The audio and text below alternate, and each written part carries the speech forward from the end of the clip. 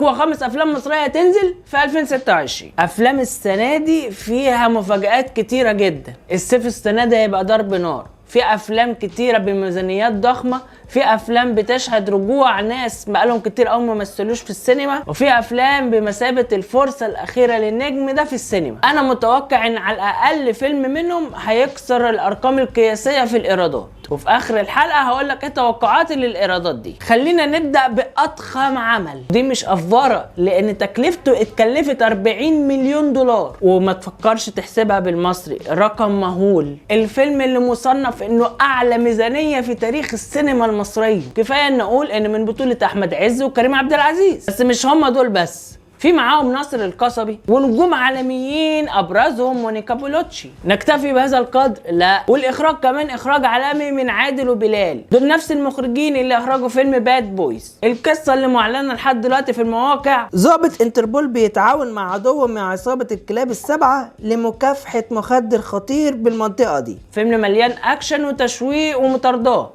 نروح للفيلم التاني ونهدي الريتم شويه. فيلم خلي بالك من نفسك، من بطولة احمد السقا وعودة قوية جدا لياسمين عبد العزيز، والمفروض ان هو فيلم كوميدي. عودة جديدة لياسمين عبد العزيز بعد اكتر من 8 سنين مش موجودة في السينما، وبعد نجاحها الكبير في الدراما الفترة اللي فاتت راجعة بقى ايه عشان تثبت نفسها بقوة. الثنائي احمد السقا وياسمين عبد العزيز، تفتكر ايه هو اخر عمل جمع الاتنين مع بعض؟ قولوا لي في الكومنتس. بيشارك فيه لبلبة ومحمد رضوان ومصطفى بصرية. نروح لفيلم جديد وهو فيلم صقر وكناريا. صقر وكناريا من بطولة شيكو ومحمد إمام، الثنائي اول مره نشوفه على الشاشه، من تاليف ايمن وطار ومن اخراج حسين المنباوي. معاهم يسرا اللوزي ويارا السكري وانتصار. مؤخرا اعمال ايمن وطار في اغلبها اللي بيكون كويس وفي اغلبها اللي بيكون وحش، وبعدين في البودكاست الاخير تحس ان هو ايه كان مجلود كده واتكلم، فاتمنى ان هو في الاعمال الجايه يكون محسن فيها الاعمال بتاعته بعد الكلام اللي هو قاله. انا منتظر شيكو بعيدا عن هشام ماجد، منتظر شيكو يعمل فيلم او مسلسل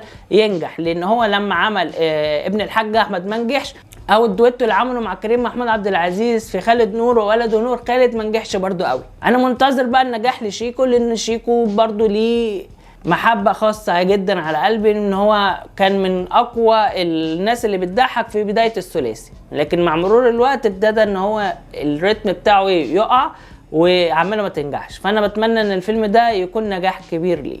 ومحمد امام هو كده تيمه ناجحه في السينما وفي الدراما، فاعتقد برضو ان هو هيديله بوش في الفيلم ده. نروح لاقرب فيلم هينزل وهو فيلم ازمه، من تأليف محمد صادق عن نفس الرواية اللي هي ازمه، ومن بطولة احمد داوود وسلمى ابو ضيف. المرة دي المخرج كمان محمد صادق، ودي اول تجربة اخراج ليه. الرواية انا كنت قريت البداية بتاعتها وكانت شداني بس ما كملتهاش. بيتكلم عن عيسى الشواف، راجل عنده 36 سنة بيجيله هدية غامضة من نفسه بس هو عنده 18 سنة. احمد داوود بيعيش فترة من الانتعاش، عامل افلام ومسلسلات ورا بعض كويسين، في منهم ان نجح ومنهم لا، زي الهوى سلطان، زي الشرنقة، زي المسلسل اللي عمله الاخير بتاع بابا وماما جرين. واخيرا مع المين ايفنت واكتر فيلم انا متحمس له من وسط الافلام دي كلها، وهو فيلم اسد. محمد رمضان راجع للسينما من تاني. اخر فيلم عمله كان اسمه على الزيرو، والفيلم ده ما نجحش خالص تقريبا. محمد رمضان عامل دور مختلف تماما عن كل الادوار اللي هو عملها.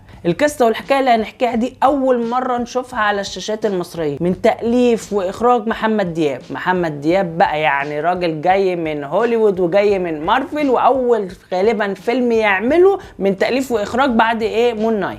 محمد دياب وعائلة دياب عموما ليهم عزة كبيرة جدا في قلبي، واغلب اعمالهم بتكون قوية جدا وناجحة جدا وبحبها جدا، فالفيلم ده اون فاير عندي، انا متحمس له بغباء. معاه كمان في البطولة رزان جمال وماجد الكدواني واحمد داش. التوقيت اللي هينزل بيه غالبا قبل عيد الاضحى باسبوعين، ففي كمان فرصة كبيرة جدا ان الفيلم يجيب ايرادات قبل ما ينزل في العيد. ومن هنا تعالوا بقى نقول توقعات الايرادات للافلام دي. فيلم 7 دوجز هيعدي 100 مليون، واعتقد ان هو هيوصل عند 110، مش هيتخطى اكتر من كده. فيلم اسد انا اتوقع ان هو هيكون اعلى ايرادات في الافلام اللي هتنزل دي كلها، وهيجيب 150 مليون. فيلم صقر وكناريا نجاح معقول ب 60 مليون. فيلم ازمه هيجيب 30 مليون، لان مش كل الناس حابه الاعمال بتاعت محمد صادق خصوصا تجاريا، يعني مش تجاريا ما بينجحش قوي. فيلم خلي بالك من نفسك هيجيب 80 مليون. ده كل اللي عندي عن فيديو النهارده. قولوا لي ايه اكتر فيلم متحمسين له في افلام الصيف السنه دي، ومين هيجيب اعلى ايرادات. اشوفكم ان شاء الله الفيديو الجاي. السلام عليكم.